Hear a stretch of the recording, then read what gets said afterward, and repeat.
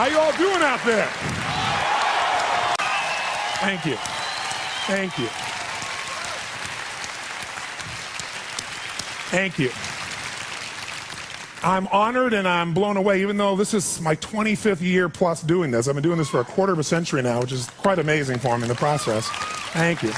And I've had the privilege now of working with more than 3 million people live in events from more than 80 countries around the world. So at this stage, I got to tell you something. I could be an idiot and I would know that there are certain patterns that cause people to be fulfilled, to be happy, to fit, to be strong, to feel alive, to be vibrant, to have passion in their life, to do well financially, but even more importantly, emotionally, psychologically, spiritually, in their health and their relationships. And there are also patterns that make people frustrated, overwhelmed, depressed, sad, lonely, cause them to be struggling financially, struggling with their bodies, struggling intimately. And those patterns, they're not because there's something wrong with somebody, it's because of a pattern that we're doing.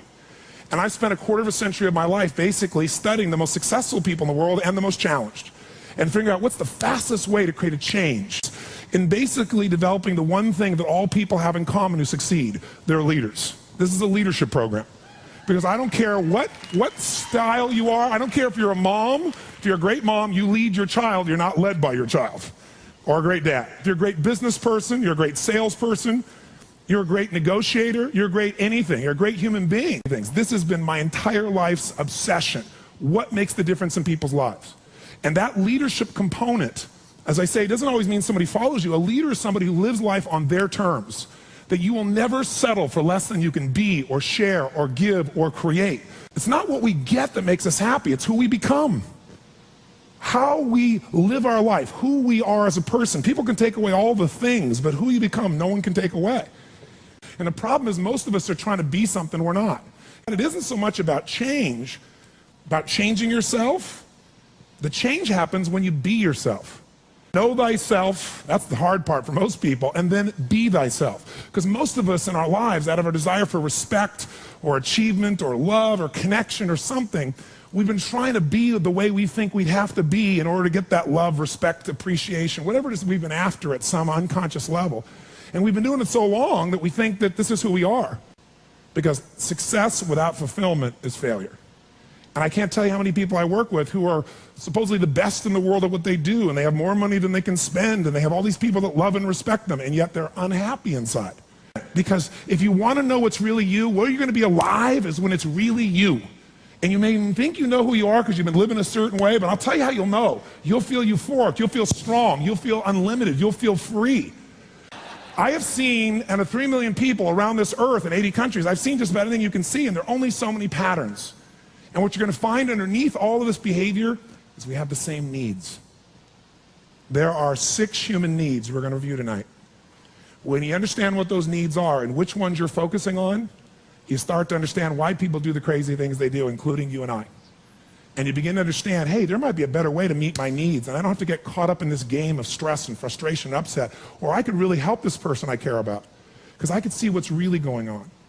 Part of what we want to accomplish here as leaders is we want to become practical psychologists. We want to understand what's really going on so we can help, so we can make a difference, so we can transform. So yes, of course you can do better in your business, because the more you understand about what people need and want, the greater you're going to be. The better manager, better leader, the better mom or dad, the better friend. And there's a better you that's available when you understand what's driving you. But most of us are running patterns over and over again. And we want to free that up. To free it up, we got to break the pattern. We got to do things that are different. So we're going to do something different. I'm not here because I believe in positive thinking. If you think that's what I believe, you don't know much about me. I'm not one of those people that believes you're supposed to go to your garden and chant, there's no weeds, there's no weeds, there's no weeds, there's no weeds. There's weeds right there. All right, that's what I believe. Here's what I believe. I believe that if you really want to be effective, you got to tell the truth. In fact, there's 3 mandates of leadership, if you want to jot them down, that may be the foundation of everything that I believe, and I hope that you will see as something that's useful for your own life to remember, because it's so fundamental. So the first mandate to leadership is not just to be positive. First mandate to leadership is see it as it is, but not worse than it is. The first secret to be an effective leader in your life, whether it's you want to lead your body from the location it is right now you're unhappy about, you don't have the energy you want, your body's not where it wants, to where you want to be, that's leadership. You want to transform your business, that's leadership. Your income, that's leadership. You want to help your children, that's leadership. You're going to be a leader? Step number one, tell the truth. See as it really is, but don't make it worse than it is so you have an excuse not to try. What takes guts is to put yourself on the line. What takes guts is to say, I'm going to make this work. What takes guts is to say, I'm going to believe, knowing I could be disappointed or devastated. But you know what? Disappointment's a good emotion if you learn how to use it. Anybody can see it as it is and maybe be honest, but here's the real secret. Can you come up with a vision? Step two is see it better than it is. That's part of what we're going to do this weekend. Seeing it as it is, you got to be honest. And there's not anybody in this room, including me, doesn't have areas of their life that can be made better. But if we can figure out what they are and tell ourselves the truth, regardless of what other people think, then we got a chance to make a change. I learned something from General Schwarzkopf, one of the best leaders I've ever met. And I got a chance to spend quite a bit of time with him over the years. And he said to me, Tony, I'll tell you the secret to leadership. He said, the whole secret to your life, for any group, any individual, is no individual, no organization can get better till they can admit something's wrong. And so you know what the problem is? No one wants things to be wrong, so we compare ourselves to others who are doing better than so we can feel really good. See, he raised the standard. He went to step two. Step two is you got to see it better than it is and set that as your standard. A standard is something you don't go for. It's not a goal. It's something you live, breathe, and find a way to get to no matter what. If there isn't a way, a leader makes the way. Is there a difference between should and must for you? Yes or no? You better believe there is. So when that standard is a must for you, you're going to find the way. Finally, the third key here is once you see it better than it is, make it that way. You got to take massive action. You got to be resourceful. You got to find the way to make it you want it. So this weekend, first thing we're going to do after a while is you're going to get real clear about how is it really? How is your relationship really? How is your body really? How is your career really? How are your finances really? All of us in this room, as different as we are, and you can look around, you see every gender, race, probably religion, belief structure in this room. The one thing I bet we have in common is we won't settle. How many came because you want more? How many came because you want more? Say I. Oh, say I. So whatever that more is that you came for, more energy, more focus, more determination, more confidence, more certainty, more love, more success, more playfulness, more of your body being where it is, more of your spirit alive, whatever it is, I can tell you this, whatever you think you came for, that's not why you came. Because I've done this for 25 years. I'm not saying you won't get that too. But what brought you here and what you're going to leave with is going to be more than what you thought. I can promise you. You want to know what makes us happy? Progress. That's it. I don't care what you've achieved. If you don't feel like you're still growing, if you don't feel like you're still contributing, if you don't feel like there's some progress in your body or your mind or your relationship or your business, if you don't feel like there's progress, you're going to be unhappy. I don't care how big your life is compared to other people. Progress is the game, my friends. It's being alive. And if we're going to be alive, absolutely. Whatever your game plan is, it's ultimately to get to a certain feeling. And the truth is you can have it right now. This next few days is the beginning of that path, and we want to take it to a whole nother level. And let's start now.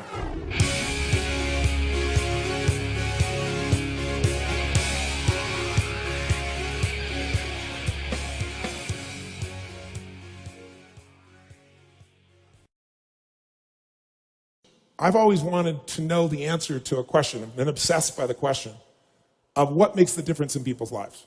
I was not popular in school. I loved people. So I was passionate about figuring out what's the difference in people. You know, why is it that some people are given everything? You know, the type, they really do have parents that love them, that are there for them. They have tremendous educational background. They have all the economic resources, and they end up spending their life going in and out of rehab. You know, they had all the resources. And then you meet somebody who's been, you know, abused, or no one's been there for them, or they've been physically abused or sexually abused, or the worst things you could possibly happen to a human being. And they turn out to be some of the finest human beings you'd ever meet in your life, who are out there working to help other people and make a difference. So we all want to believe that our lives have turned out because of our biography. And the reality is we can all find people with a horrible biography who have an extraordinary life, and we have people with an extraordinary biography who have a life that none of us would want to trade with. So what's the real challenge? And I believe that the challenge in relationships and in life, in every area, is emotional fitness. That it starts with how emotionally fit you are in a relationship. And there are patterns that make people emotionally unfit. There are patterns that make people frustrated. There are patterns that make people depressed. There are patterns that make people angry. There are patterns that make people feel sorry for themselves. And there are also patterns that make people compassionate, playful, physically passionate, emotionally strong. You know, there are different patterns and they stand out to you when you've been around that many people. So I've had now 50 million people get my books and tapes, but I've been with 3 million people face to face from 80 countries. And when you're around those many people, the pattern becomes clear. And I've been able to use those patterns. And that's what I want to kind of expose you to tonight. And frankly, you know, I think these patterns are common sense. But, you know, how many of you notice that common sense is not too common? You know, everybody's like, oh yeah, that's simple. But, you know, a lot of people say, I know this stuff. Well, if you're not doing it, you don't know it. You understand it. And understanding and $3 will almost get you a cup of Starbucks these days, you know? It's really nice to understand things, but that doesn't change anything. You got to get in your body and actually do it. But I've learned enough of these patterns that now, over the last, 20 years or so, of the 30 years of my career, I'm the guy that gets the call when the fire starts. You know, when the athlete is burning down on national television and something's got to be done right now to turn them around. And, I either get them or I don't. And for 30 years, I've gotten them. That's how I've built my reputation. And you've got to produce results right now. And I'm able to do that because of an understanding of these need structures I'm going to talk to you about. Or I get the call when the child is going to commit suicide, or the adult. And in 30 years, knock on wood, I've never lost one suicide in 30 years. That doesn't mean I won't someday, but I never have, not one single time out of the thousands of suicide attempts. And it's again because of understanding these needs I'm going to talk to you about. I get the phone call, in the middle of the night, true story, and it's the President of the United States saying, Tony, they're going to impeach me in the morning. What should I do? And I say, could you called me sooner? True story, So in the experience of looking to make those changes and looking at how to change, same thing in relationships, couples that are gone, the films that I wanted to make with Chloe, I said, let's not make films with couples that have troubles. Let's make couples that look like they've gone beyond the edge. By anybody's estimate, there's no way to turn it around. Because by that extreme, when someone watches the film, they look at their own life and they go, my God, these people can do it. And they did here, I could do it too. That's the contrast we want. But the basis of all that I do comes down to knowing that the difference in your life, your relationship, your physical life, your emotional life, any aspect of your life comes down to this sense of psychological strength or emotional fitness. And what I mean by that is this. Discipline never works long term. Never. What works is when you become addicted to something positively new. You trade one addiction for another. When you shift from having to doing something to wanting to do something. So our focus is how to make that happen. But I'd say this to you. If you want to change a relationship, the number one thing you have to do is master your own emotions. If you don't do that, forget it. There's no hope. And what's wonderful, though, is it's easy to do if you know how. But none of us have ever been taught really emotional leadership. Emotional management is the very minimum, much less how to direct and shape ourselves. I don't mean faking your emotions. I don't mean pushing them down. I don't believe in positive thinking, although you may think that from watching some of the media coverage. I'm not into positive thinking. I'm not here tonight to tell you to go to your garden and say, there's no weeds, there's no weeds, there's no weeds, there's no weeds. I'm very clear that I believe that life is about leadership and being truthful to yourself. And so I believe, number one, that the mandate for any great relationship and the mandate for anybody to lead their own life and not be a follower is you got to see things as they are, but not worse than they are. Because that's where most people go.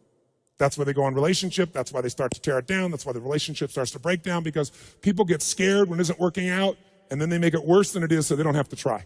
Because they don't want to try again and be disappointed. They don't want to feel that sense of rejection. They don't want to feel that sense of failure. So most people make it much worse than it is. People tell me all the time, oh, I'm skeptical or I'm pessimistic. I said, no, you're gutless.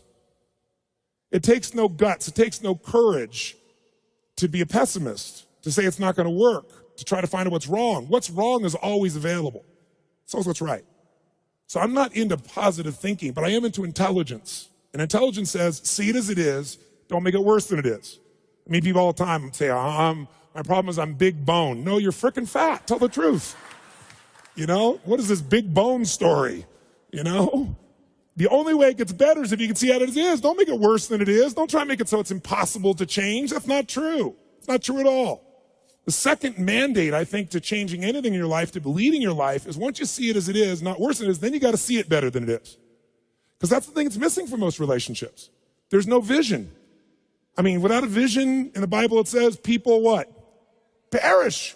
And when a relationship has no vision for greater than where they are, that relationship is going downhill, if not destroyed. I believe that every relationship, every part of life, every part of a human being needs a compelling future. If the future's not more compelling than today could be tough, but if the future's compelling, we can get there.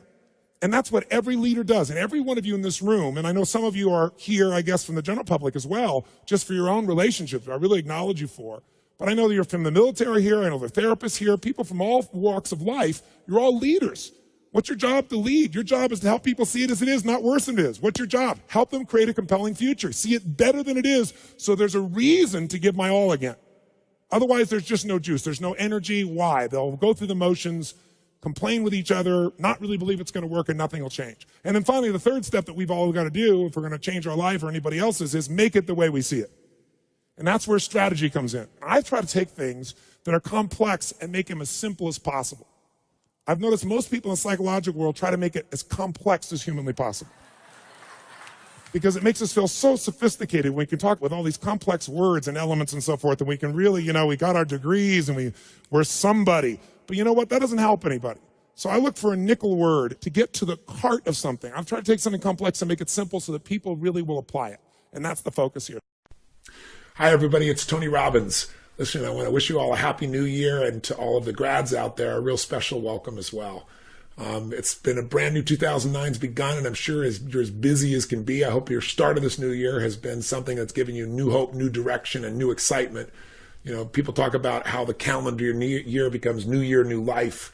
And, while it's completely arbitrary, there is something useful about a fresh start if you give yourself that opportunity.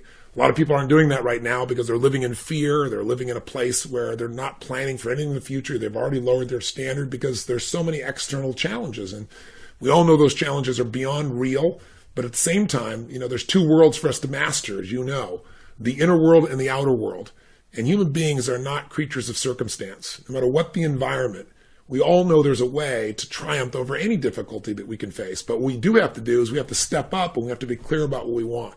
So I'm excited to kind of start this blog back up again and to be able to share some tools with you that I think can help you direct yourself and keep increasing the quality of your life, the meaningfulness of your life, and also help you to succeed at a stronger level as well.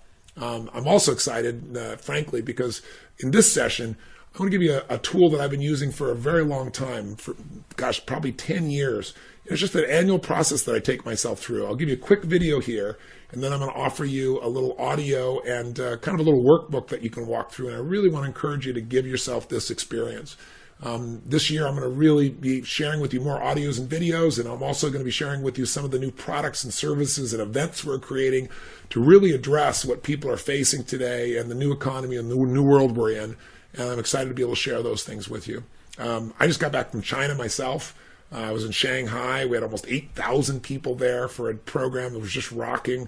And then I just got back, and I'm beginning my business mindshare here in Palm Springs tomorrow for a small group of our Date with Destiny graduates, basically business people who are going to do a mastermind with me. And we're going to basically codify what are the best practices. The people's businesses are really going well. What are they doing?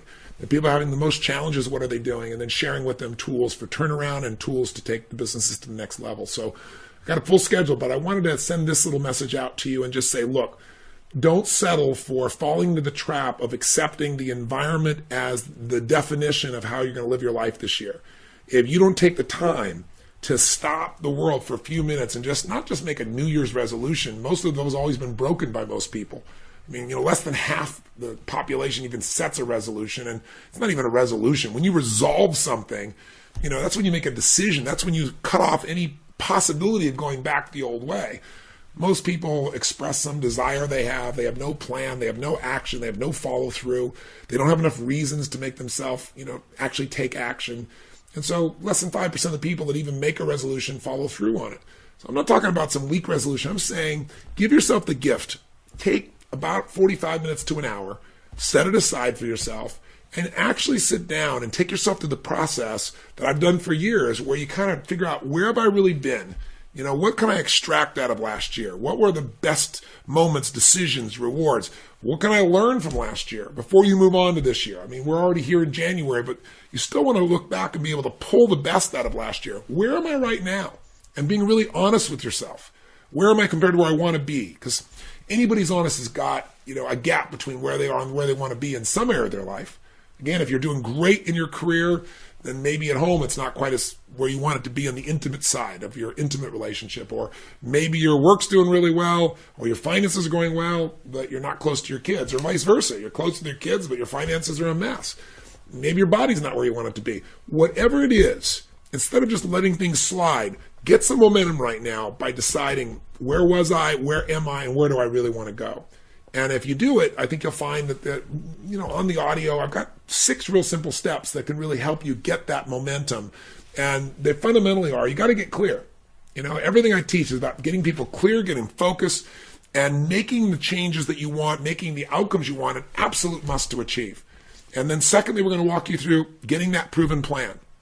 In other words, not reinventing the wheel, not applying a strategy that you know is not going to work, like some diet, but actually taking and modeling the best of what succeeds. And then the third thing, I was asked on, I'll leave the name out, but a national TV show, I was asked by a group of women who were on that show afterwards. They followed me and said, "Oh my God, you share with us so many great tools for changing our life, and we really want to make this change in our energy in our bodies this year." And I said, "Well, look, guys, it's really simple. Get clear and focused on exactly what you want. Remember, where focus goes, energy flows. Precise, and you got to make it compelling so you're driven to follow through." And I said, secondly, once you do that, you got to get a proven plan. Don't do what you've done in the past. Let's get a plan that really works, that produces lasting results. And I can kind of guide you on that. And so thirdly, though, you got to get a successful partner. Because one of the challenges you just got done telling me is you guys have several times gotten together and made this resolution. You're going to exercise every morning, and it lasts how long? A few days, a few weeks. Go to the health clubs this month in January. They're all full. Go in February. It's scary. Where'd all the people go? Because, most people don't know how to maintain that. And part of it is they got the wrong partner, or they don't have a partner at all. If you team up with somebody who you really is a good friend of yours, and you say, we're going to go work out, we're going to exercise, we're going to lose weight, but neither one of you have ever done that consistently in your life, your chances for success are slim to none. So what I really do is say, get somebody that's been working out for 10 years, 5 years, and they work out 5 days a week, 6 days a week, 7 days a week, and they never miss. It's a must for them. Because see, when it's your friend who you love so much, and they're your partner, and you both are not successful in this area, you'll get up one morning and they'll get up and go, I was up late last night, I got this work I got to do, let's go to Starbucks. And you'll go, oh, okay. But if you're with somebody that, this is what they do, it's their life. They see themselves as an athlete, or being fit is part of their life. And you say, I don't want to do this morning. They're just going to get your butt out of bed and let's go. They're not going to accept it. So get yourself focused and clear what you want. Get that, proven plan, but get the partner. Get that role model, get that coach, get that friend, but somebody who's really succeeding. And then the fourth point is get going, which is really just the power of momentum. So often I hear people say, I'm going to really get my body going, and I'm going to make this the best year ever, and I'm going to really do my research, and I'm going to, I know I need to lose about 35 pounds, so I'm going to find the right trainer. I'm going to research it on the internet. I'm going to interview the people. I'm going to make sure, I'd say to somebody like that, let me just tell you something. You can do all those things, but right now, put on your shoes and get walking. Put on your shoes and get to the gym right now. You don't need somebody to come and coach you in all the specifics at this stage. You just need somebody to get behind you and yell, run! Right? You don't need to sit around and wait for the perfect plan. Hi, this is Tony Robbins. Listen, I want to put out this special message to you, an alert, if you will, an alarm, a cautionary tale, something for you to just to consider. Right now, the stock market is, as you probably see, beginning to grow again and expanding, and people are putting money back in the market. And I've had the unique privilege of spending the last 18 years of my life personally coaching one of the top 10 financial traders in the history of the world. This is a man who in 1987, when the stock market crashed its largest single percentage in a day still, he made more money than anyone had in history on that day. He made literally, $500 million in a day. Today, that doesn't sound like much when we hear trillions of dollars, but back then that was the most money anyone had ever made in a day. And it was a day when everybody else lost money. So he had the ability to see what was coming, to anticipate it. And he was so effective, the President of the United States called him and said, what do we do? He literally called the market like a week in advance, almost hour by hour, with incredible accuracy. He wasn't somebody who just channeled this, he was just brilliant. Unfortunately, after being so accurate, and after kind of like walking on the moon, what do you do after you do that? He lost some of his focus and his edge, and he lost money for many years after that. And I was brought in to work with him to do a turnaround. And I'm proud to tell you that Over these 18 years, he's made money every single year that I've worked with him. And in 2008, when many of the hedge funds were losing 30, 40, 50, 60, some of them as much as 80%, he made more than 20% in profit that year, in a year when all hell was breaking loose. So I tell you that because I'm putting out this warning, not because I'm so smart or have all these answers. I'm not coming to you as a market trader or timer, I should say. I'm not coming to you to tell you what to do. I'm just coming to you to kind of say, right now is a time you might want to consider really educating yourself and deciding, is this a time to take some stuff that you've made investments with off the table if they're in the stock market, especially obviously if they're in manufacturing or retail or banking or, God forbid, in the area of home building or housing or something of that nature. I'm telling you this because I want to give you just some things to consider, and then you make your own decisions. I'm not telling you what to do. I'm not a financial planner, nor am I selling you any form of stock. I'd feel bad if I didn't warn you. And when I say warn you on something to consider. I'm not saying this is how it is. I'll give you a little history for 2 seconds. In April of 2008, having worked with this gentleman and other top people in the financial world, I obviously got a real good look at what was happening with credit default swaps, what was happening with the over-leveraging of various financial institutions, and the insiders were talking about what was coming at that point. And so I took my best clients, my platinum partners, and I flew them to Dubai and said, listen, you guys, I always bring you the best. I try to give you an advantage in advance of anything that's coming. The financial world, as you know, it's about to change radically in levels you won't even imagine, and it's coming real quick. I can't tell you when, but I know it's coming quick. Sometime in the next 3, 4, 5, 6, 7 months, it's going to happen. And we spent 3 days where I brought in experts to paint them a picture of how they should protect themselves. Because people get so seduced into wanting to make money when things are going well, they think they're going to go well forever. When things are going lousy, they think it's going to go lousy forever. And so we make stupid mistakes. That's why most investors over a 10-year period of time, 95% of them lose money. They ride things up and then, they ride back down and they get eaten up alive. So there were a lot of people disturbed that weekend, but the ones that listened, which is the majority of them, made some very smart moves, some of which saved themselves hundreds of thousands of dollars, some millions of dollars, because they were able to know where things were going. And if there's one thing I know in my life, I've spent my whole life doing, it's try to know the road ahead. If you've ever had the humiliating experience of playing a video game against a child, you know it's humiliating because they always win. And they win for one reason, not because they're faster, not because they're stronger, not because they're quicker, because they played this game before. They usually say, come on, try this little game with me. And you're like, no, I don't know how to play. And come on, uncle, come on, auntie, come on, mom or dad. And just point and shoot. And you go boink, boink, and you're dead in 3.2 seconds. And the kid comes in and goes, cha-choom, cha-choom, cha-choom, cha-choom, cha-choom, cha-choom, cha-choom, cha-choom. And about 45 minutes later, you get your second turn. And it's not because they're quicker. It's because they know, because they played this game before, that's where the first bad guy is. That's where the second bad guy is. And so they have the power to anticipate instead of react. Reaction will always cost you. It'll cost you enormous stress. So all I'm sending you out to a message is I'm not saying this is what's so. I'm saying anticipate this possibility of what I'm bringing forth. Let's look at some real quick logic. Go do your own homework and make your own decisions. Whatever you decide, that'll be your decision. I'm not here to tell you what to do, but I do want to alert you to a few things, which is why I'm putting out this real quick blog. So without going much depth, I'll tell you that in October and November of 2008, after trillions had melted down in the marketplace, I was invited to go on the Today Show, and they said, would you please pump everybody up? They've lost their life savings. And I said, well, first of all, I don't pump people up. That's not what I do. I believe in intelligence. And telling them it's going to get better suddenly is just not true. And I got 3 minutes. So what I try to do in those 3 minutes is share with people that this is a season change. This is winter. That in winter there are some sunny, beautiful days, but the game has changed. The psychology has changed. The mood has changed.